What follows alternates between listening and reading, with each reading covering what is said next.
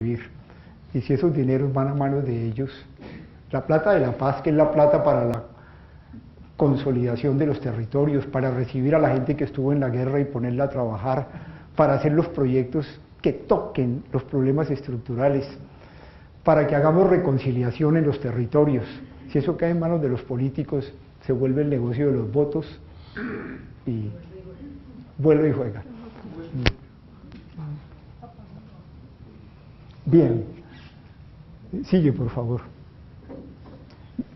Finalmente, algunos elementos de perspectiva que yo quisiera invitarles a que consideremos. Primero, por favor, situémonos en un horizonte de tiempo, no nos quedemos pensando en la pelea entre Santos y Uribe y en las razones que hay para esa pelea, y en el dolor que hay en Antioquia por las cosas de Santos, que no vamos a ninguna parte. Situémonos en una perspectiva histórica. Yo me imagino a los historiadores, si logramos salir de esto a finales de este siglo, contando la historia de estos 70 años, 50 años de guerra y 70 años de construcción de la paz. Situémonos en eso. Y son los hijos de ustedes, de los que son aquí mayores, y la gente joven, los que van a hacer esos 20 años de construcción de la paz. Tengamos esa perspectiva, estamos luchando en ese marco. Definitivamente pongámonos en una decisión de pasar de la guerra justa a la no violencia activa. Es muy interesante que fueron no católicos y no cristianos los que nos hicieron caer en la cuenta que Jesús era no violento. Es que la no violencia fue Gandhi el que nos hizo caer en la cuenta en eso. Gandhi, que quiso ser cristiano, ustedes recuerdan, y lo quiso muy fervorosamente y lo cuenta en su autobiografía, pero cuando llegó a una iglesia cristiana en Sudáfrica, tratando de llegar a orar y unirse al culto, el ministro que estaba en la puerta le dijo: qué pena, pero usted no puede entrar aquí porque usted es un hombre de color y esta iglesia es solamente para blancos. Y desde ese día hasta ahí llegó Gandhi y dijo: los cristianos no han entendido lo que fue Jesús, y nunca más volvió. Pero la no violencia la aprendió de Jesús. Y la no violencia es algo muy serio, porque es Jesús, pues es la paz de Jesús, que entonces es una cosa también muy seria, y es una cosa que tenemos que fortalecer entre todos nosotros. Ustedes la conocen: mi paz les dejo, mi paz les doy, no se las doy como se las da el mundo. No se sorprendan si el día de mañana, por trabajar por esta paz, a ustedes los llevan a los tribunales y los condenan, y haya gente que los mate, y al matarlos pensará que está dándole gloria a Dios, porque mi paz no es la paz del mundo. Y los luchadores por la paz de Jesús han vivido la persecución. El más cercano de nosotros, Monseñor Romero, en sus últimas pastorales, que son pastorales de reconciliación, y a Romero lo matan con un tiro en el corazón cuando estaba celebrando la Eucaristía.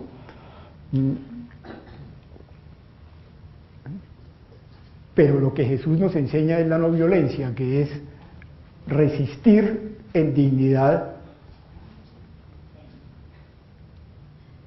a los que se oponen a la grandeza del ser humano, invitar a que nos transformemos, eso que es tan común aquí en el Centro de Fe y Culturas, y ayudar a que los otros se transformen para que se respete la grandeza de todos nosotros y el amor de Dios por todos nosotros, y hacerlo sin utilizar armas. Y la no violencia tiene una cantidad de instrumentos. El primero es justamente la negociación y el diálogo, los instrumentos de derecho, el acompañamiento a las personas, al fondo, a cada una de las personas. Dice el Evangelio que le sacó 7 demonios a María Magdalena. ¿Cómo sería el tiempo que le gastó Jesús a María Magdalena para que eso fuera posible? Acompañar a los demás en la transformación de las personas. Pero también las expresiones públicas, la marcha como se hizo aquí en Medellín, que es una expresión de dignidad colectiva, discutible y todo, pero es una violencia activa.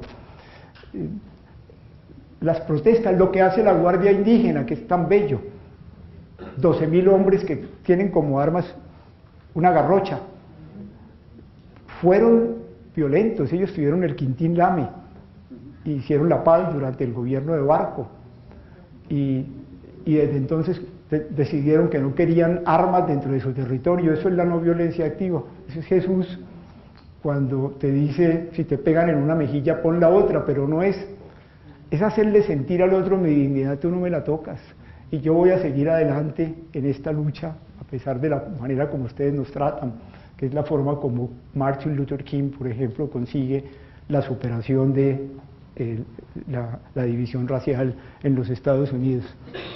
Pero además yo quisiera llamar la atención que Antioquia es necesaria para esto. Una de las cosas más duras en el país es que la posición antioqueña en esto ha sido muy fuerte en dificultades, en general. Y es un punto que a mí me encantaría que lo discutiéramos hasta el fondo, porque sin Antioquia no se puede. Ni se puede conseguir la paz con el ELN y con las FARC en los próximos meses, ni es posible que nos metamos juntos, sin la creatividad y la fuerza de los antioqueños, a hacer los cambios estructurales que el país necesita, los cambios de fondo. Y una última reflexión sobre las víctimas de La Habana. A mí me tocó acompañarlas. ¿Qué lección tan grande nos dio esa gente? Créanme. Venían víctimas de todos los violentos. Gente que había sufrido los secuestros de las FARC, el campesino que le volaron una pierna, le pusieron la mina antipersona en el sitio del ordeñadero, donde tenían 3 vacas, y cuando fue a ordeñar, la mina le quitó la pierna. La señora del Nogal, que perdió a uno de sus hijos y el otro quedó parapléjico, y una señora viuda. La señora Turbay, que la tuvieron 7 años secuestrada, y cuando la tenían secuestrada le mataron la mamá y le mataron al hermano.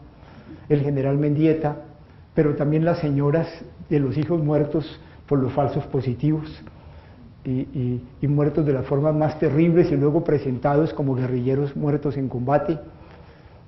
La gente de las masacres de los paramilitares, las mujeres del Salado que vieron degollar a sus esposos y a sus hijos. En fin, las víctimas fueron impactantes en La Habana, en libertad y en sinceridad con todos nosotros.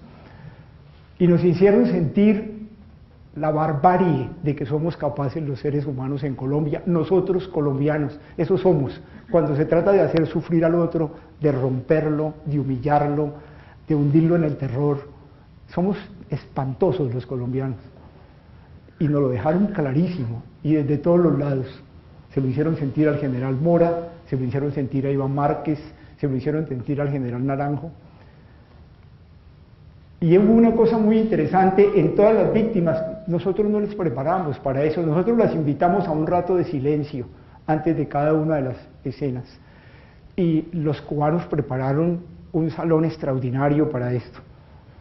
Y las víctimas fueron recibidas siempre con un gran respeto. Lástima que Colombia no hubiera oído eso, porque las víctimas, después de habernos mostrado la barbarie donde nosotros somos capaces de llegar, todas emergían de ahí y decían de pronto, pero no, lo decían de diversas maneras, pero lo que significaban era: pero los colombianos no somos solamente eso, los colombianos somos capaces de salir de ese lodazal, los colombianos somos capaces de volver a tener amistad entre nosotros, somos capaces de volver a creer entre nosotros, somos capaces de reconstruir nuestros pueblos y nuestra sociedad, somos capaces de reconciliarnos, somos capaces de hacer la paz, somos capaces de perdonarnos. Yo no sé si eso, de dónde sale, ¿verdad?, en el pueblo colombiano, pero es como si nuestro pueblo viviera profundamente el misterio pascual. Se hunde en la muerte y emerge con una fuerza impresionante y nos llama a todos a reconstruirlo, las víctimas. Y luego estuve con las víctimas el día que se firmó el acuerdo sobre la justicia transicional y restaurativa. Es un punto de conversación bien interesante, quizás para otro momento, pero cuando las víctimas firman como testigos, hablan y le dicen a todos los que están allí: nosotros vamos a firmar, pero como víctimas ya nos pusimos de acuerdo.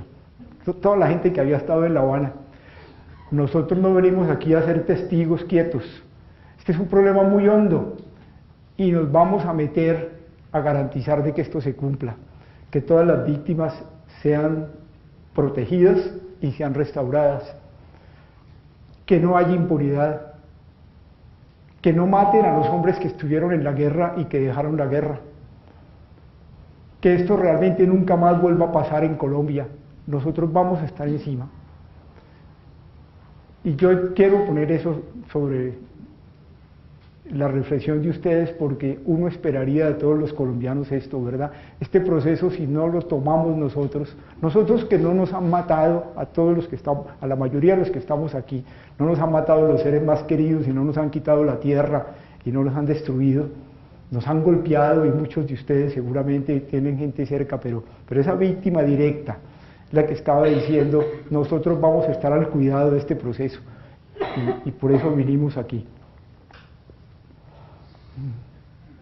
Bueno, eran los elementos que quería compartir con ustedes. No sé si ustedes han tenido mucha paciencia, no sé si quieran reaccionar, hacer preguntas, presentar otras opiniones, que sería muy bello, porque esta es una construcción entre puntos de vista muy distintos. Por favor. Padre, primero lo he estado escuchando y me encanta conocer un ser de la calidad suya. Necesitamos sacerdotes como usted y como el padre Gustavo Aravena, que uno lo dejan decir cuánto hay que crecer buscando a Dios, porque usted todo lo que habla, uno dice cómo uno como ser humano tiene que ser para que esta sociedad se transforme, porque es que no es solamente el tema de religión, sino usted es muy consciente, el tema de buscar quién soy yo y cómo debo actuar en esta sociedad, para que realmente tengamos una sociedad un poco más equilibrada. El tema es muy largo, muy complejo, porque es que el cambio de uno como ser humano, cuando uno está consciente, ve el problema en los otros, pero no ve en uno, ¿sí? Sea, padre, que de todas maneras usted lo que está haciendo con esto, ojalá que eso se divulgue, porque es que un país así no le conviene a nadie. Un país así no es un país aparente, pero no es un país real. Ojalá que realmente lo que usted nos ha dicho cree conciencia en muchas personas. Muchísimas gracias, Padre, y el Señor lo bendiga. ¿Qué valor de ser humano es usted? Muchas gracias. A ti. Sí, un placer estar acá y conocerlo, porque de verdad que algún momento quisiera haberlo visto antes del Congreso de Antillas, pero como no había tenido oportunidad, para mí fue maravilloso y agradezco esa maravillosa conferencia. Y a propósito de lo que dice el señor anterior, volviendo a textos que está escrito, Padre, anteriormente, desde hace mucho tiempo lo he leído, de algunos artículos, cuando nos hablaba de ese miedo que tenemos de los otros, cuando salíamos a la calle, cuando estábamos en la violencia, cuando estamos en la calle y la violencia cotidiana en la calle nos afecta y queremos al otro como enemigo, pensamos que nos van a atacar, nos van a robar. Cambiar esa mentalidad que nos proponía alguna vez en este artículo. En algún último de 2010 inclusive en una conferencia, yo soy profesor universitario del Politécnico de la Universidad de Antioquia, en algún congreso se tiene una parte suya donde hablaba de Kant. El fin último es el hombre, la dignidad humana, y es considerar el hombre como fin, no como medio. La obra es la paz, es el fin y no es un medio. La paz no es un medio para conseguir cosas, como usted nos ha explicado muy bien, ni las FARC, ni el gobierno, ni ningún tipo de personas, no, la construcción de una comunidad y de una sociedad justa. Es que interesante todo eso, es verdad, y qué bueno que esté nosotros en Antioquia, y ojalá, y yo vine con el propósito hasta de invitarlo a nuestra institución educativa, el Politécnico y a la Universidad de Antioquia, ojalá en un momento que usted tenga un tiempo, yo sé que está muy ocupado, pero para que nos multiplique todas estas enseñanzas, porque el proceso de paz, ¿verdad?, y la construcción de la paz constitucional es una cuestión que lleva tiempo, y qué bueno que nuestros jóvenes, nuestras nuevas generaciones vayan conociendo de mano y de la parte suya, pues, que es tan importante para estas reflexiones que nos avienen en el futuro de nuestro país. Muchas gracias.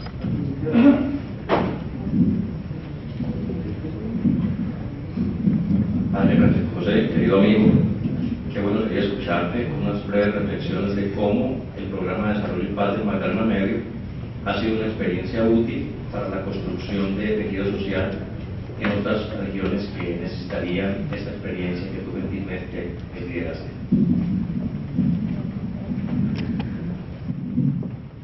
Vamos a unir otras cosas y otros.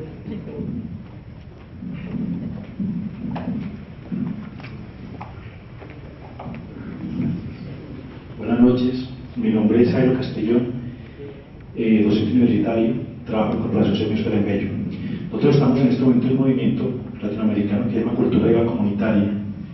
Hablamos que esta sociedad se construye si estimulamos en las niñas, niños, jóvenes, adolescentes la creatividad, la sensibilidad, la expresividad, la memoria histórica, la identidad, la imaginación, la curiosidad, todos los valores que la cultura posibilita. Nos parece que esa acción es fundamental para realmente transformar las mentalidades de muerte en mentalidades de vida y en mentalidades de paz. Muchas gracias por sus palabras, porque sobre todo en Antioquia se ha radicalizado mucho la discusión y necesitamos hablar de paz, porque ya no puede morir más gente, ya no resistimos más tanta guerra y tenemos que aprovechar este momento. Muchas gracias por sus palabras.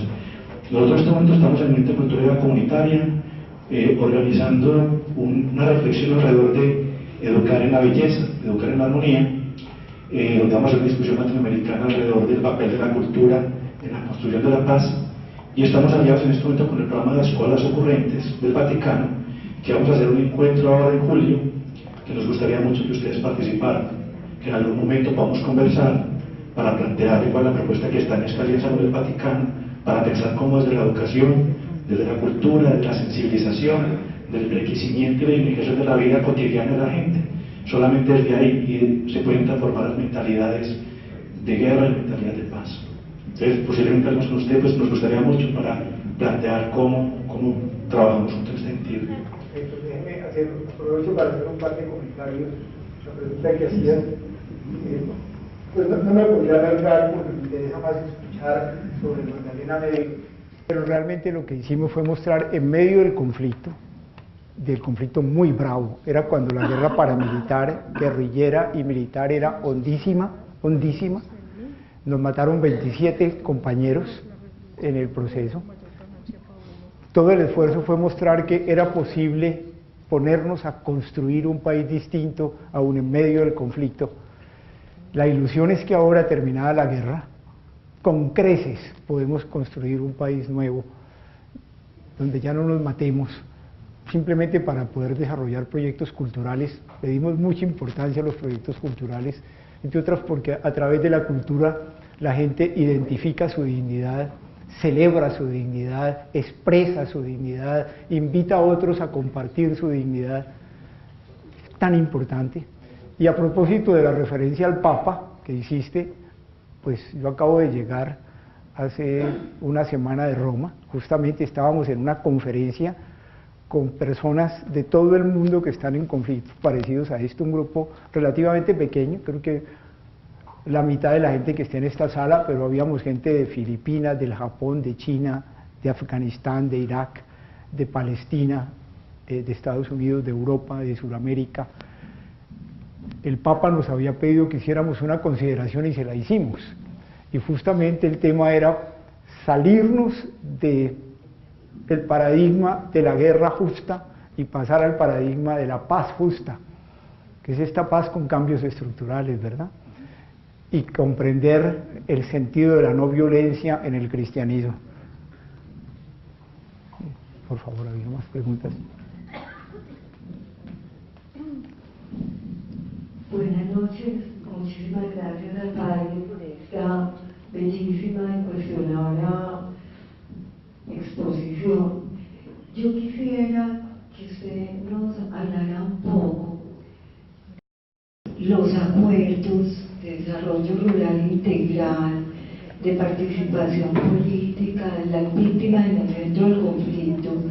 ¿Cuáles puntos le parece a usted que son fundamentales en este planteamiento de crecimiento de todo el pueblo colombiano en su dignidad, en su ética pública y en su avance espiritual?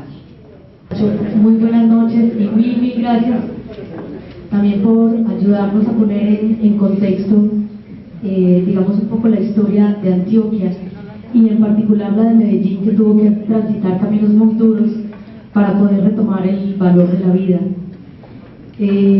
Yo, digamos que mi preocupación, y quisiera mucho escuchar tu perspectiva en ese sentido, es en términos de los retos de comunicación que tenemos en este momento, como en la construcción de la agenda informativa.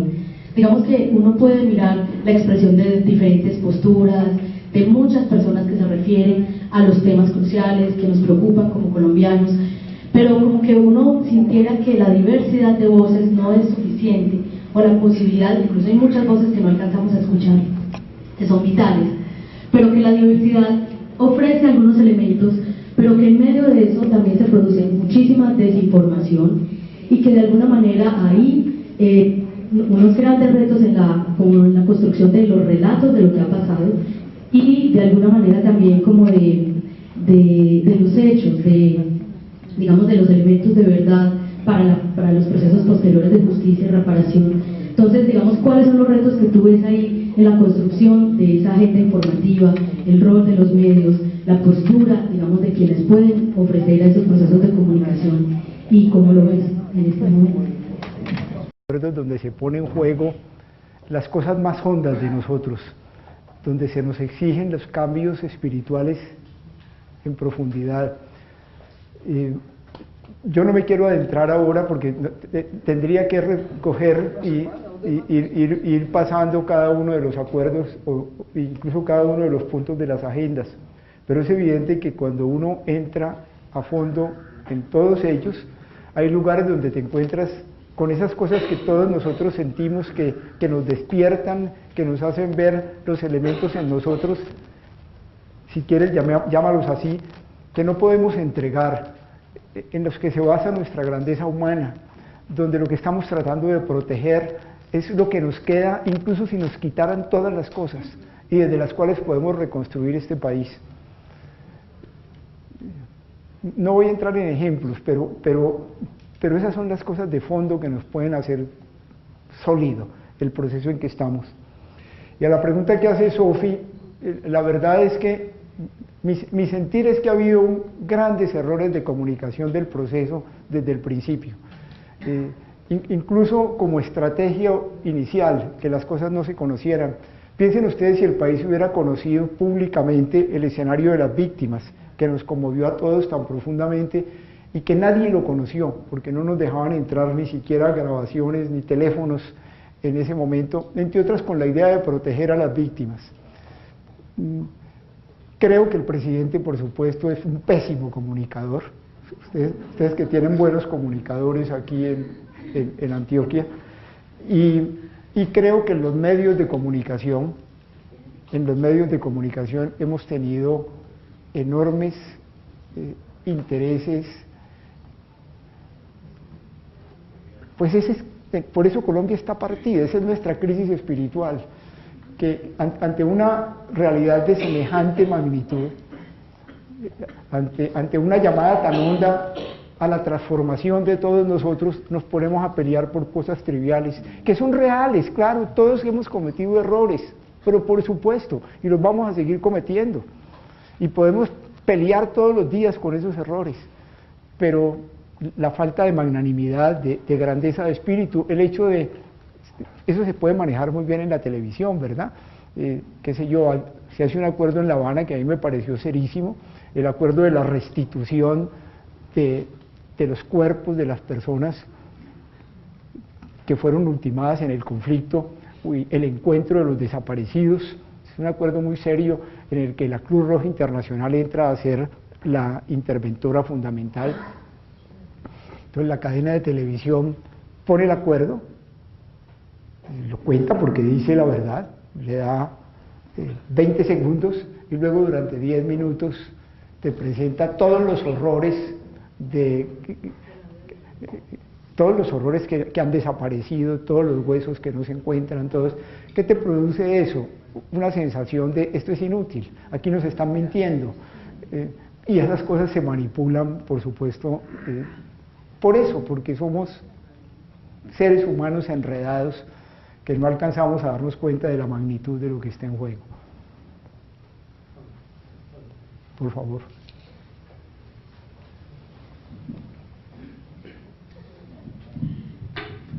Padre, buenas noches. Usted explicó ahora que le generaba temor qué va a pasar con las plantas de la paz. Y como hemos tenido ya experiencias en el mundo de otros procesos, ¿hay alguna visión positiva al respecto que usted conozca o no?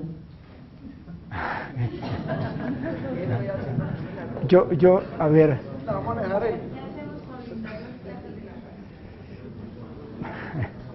Pues yo creo que eso está, el tema está muy vinculado con el tema de la transformación de la política, muy vinculado. Los aparatos políticos nuestros, los partidos, son agencias de negociación de votos. Y estas personas que están en los poderes municipales y en los consejos municipales de los territorios que fueron de la guerra y que fueron tan supremamente sumergidas dentro de la corrupción, valen para los partidos porque son además varones electorales. Y por eso los partidos les dan avales para que les consigan votos. Y los partidos ayudan a que les lleguen las platas, no porque les interese solucionar el conflicto, sino porque al llegar la plata ya van a seguir haciendo el sistema de captación de votos. La gente que vale, creo que los que están aquí presentes, que han estado en territorios de guerra tiempo largo, la gente que vale no puede entrar dentro de esos aparatos, entre otras porque les repugna entrar en eso. Y son las personas que conocen sus pueblos, que fueron solidarias con las víctimas, que lucharon para que la gente no se fuera y no se dejase desplazar, que estuvieron presentes en los momentos de dolor. De eso el país está lleno. Hay unos liderazgos extraordinarios de mujeres, de maestros, eventualmente de algún cura. Todo eso lo tiene Colombia. Y esa es la gente que más sufrió en el conflicto. Nosotros en los últimos 25 años, gente que está contra la guerra, es gente que no se subordina ni a la guerrilla ni a los paramilitares, es gente que sufrió mucho. Nosotros perdimos alrededor de 4.000 personas de esas, 4.000 personas de esas en los últimos 25 años. Este país tiene que ser muy rico en gente, no pocos de ellos hubieran podido ser gobernadores y hubieran podido estar en el Congreso, gente valiosísima. Pero esa gente no ha encontrado la forma de participar en la política. La gente que puede realmente manejar recursos de la paz con seriedad. Ojalá que el país pegue allí, ¿verdad? O que por lo menos se haga una organización mixta en los territorios del conflicto, donde haya estos líderes y unos pocos políticos, porque se trata de transformar la política también. Sacarlo de una vez. Padre, gracias por su intervención. Yo también estudié con jesuitas. Una familia amiga fue a Córdoba y un niño le preguntó a la mamá: mami, ¿aquí por qué cuelgan la comida de los árboles?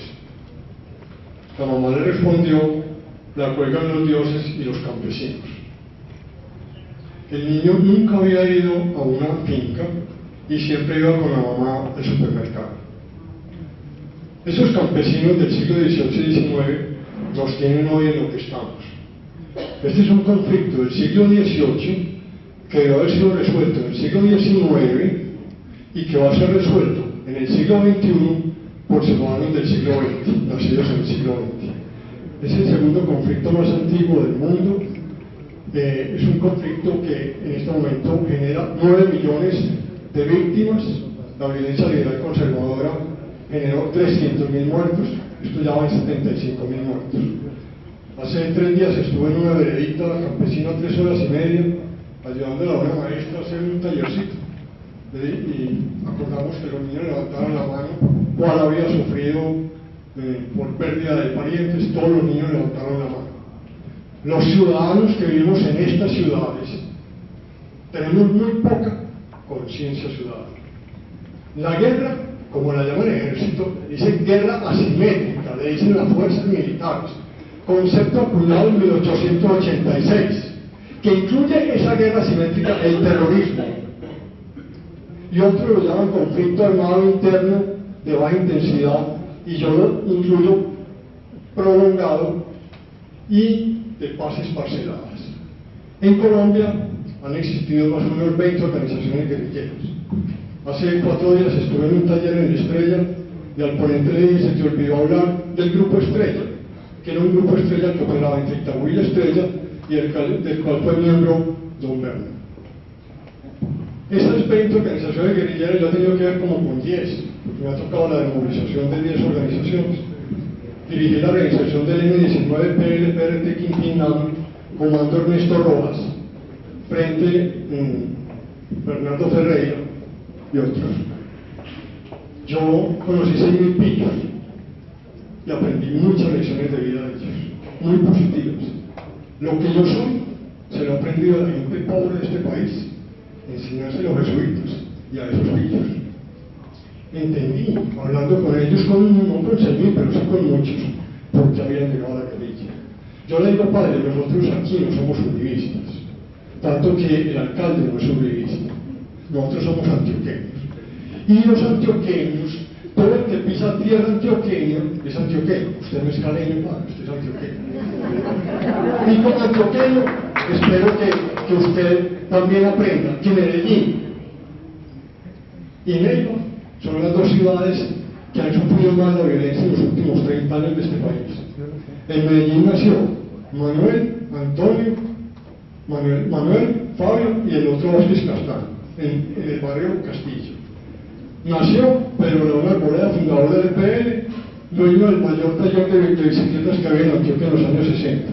Y cuando me tocó dirigir la movilización del EPL, no les decía el Ejército Popular de Liberación, sino el Ejército Paisa de Liberación, porque el 80% de ellos eran comandantes, el 80% de los comandantes en el país eran antioqueños. Es grave la situación de Antioquia. ¿Por qué no entendemos nosotros lo que está sucediendo? Porque es que los campesinos que juegan la comida en los árboles y que les ha tocado sufrir la violencia de este país está en 240 municipios que no conocemos, que están muy bastante lejos de Medellín. Los más cercanos serán Granada, San Carlos y San Luis. Pero esos 240 municipios en los cuales se ha desarrollado